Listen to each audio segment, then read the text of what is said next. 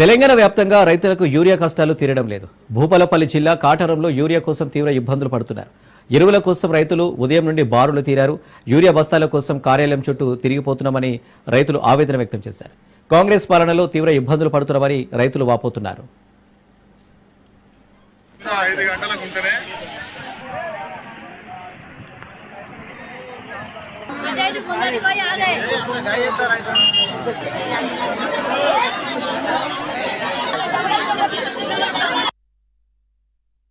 ఏడు గంటలకు వచ్చినాం.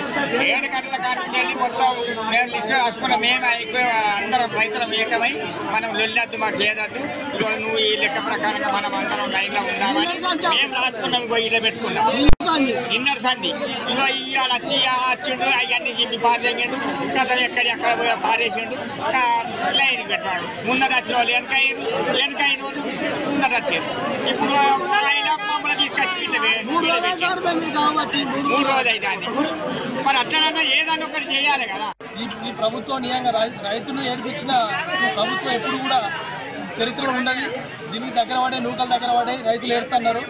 ఖచ్చితంగా రైతులకు మందు బత్తాలు అందించకపోతే మాత్రం చాలా ఇబ్బందికరంగా ఉంటుంది. ఇవాళ ఏంది ఈ పరిస్థితి? ఇలా 10 సంవత్సరాలు ఏ రోజన్నా ఒక్కరోజు రోడ్డు మీద ఇటువంటి దాఖలు ఉన్నాయా?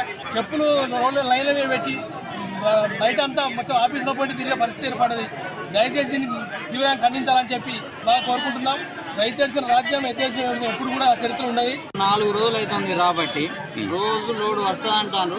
మధ్యాహ్నం దాకా ఉంచుకొని ఈ రోజు రాదు. వాళ్ళకి తెలుసో తెలియదు కానీ వచ్చిన జనానికి అయితే వచ్చిన రైతులకు ఈరోజు వస్తుంది అంటారు. మళ్ళీ వెళ్ళగొడతాను. ఈరోజు పొద్దున వచ్చింది లోడు. పొద్దున వచ్చినప్పటికీ వీళ్ళంతా ఏం చేయాలి? సీరియల్ నెంబర్ టోకెన్లు ఇవ్వాలి.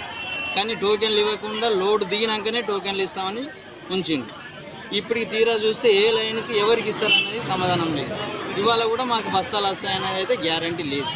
ఇంతమందిలో ఈ జనానికి ఏం సమాధానం చెప్తారు వీళ్ళు? కేంద్ర ప్రభుత్వం, రాష్ట్ర ప్రభుత్వం కలిసి ఈరోజు రైతులను ఏదైతే యూరియా కోసం ఎంత ఇబ్బంది పెడుతున్నారో మన కళ్ళ ముందు కనబడుతుంది. ఇక్కడ కాటారం మండల PSCS ముందు చూసుకున్నట్టయితే ఇక్కడ మహిళా రైతులు కానీ మరి వ్యవసాయ కూలీలో పనిచేసే రైతులు ప్రతి ఒక్కరు ఇక్కడ పొద్దున్న 4 గంటల నుండి మొదలు పెడితే, ఎందుకంటే ఈ సమయంలో వాళ్ళు పొలాలలో వాళ్ళ పనులు వాళ్ళు చేసుకునే టైంలో ఈరోజు రోడ్ల మీద నిల్చుండి యూరియా కోసం నానా తిప్పలు పడుతుంది.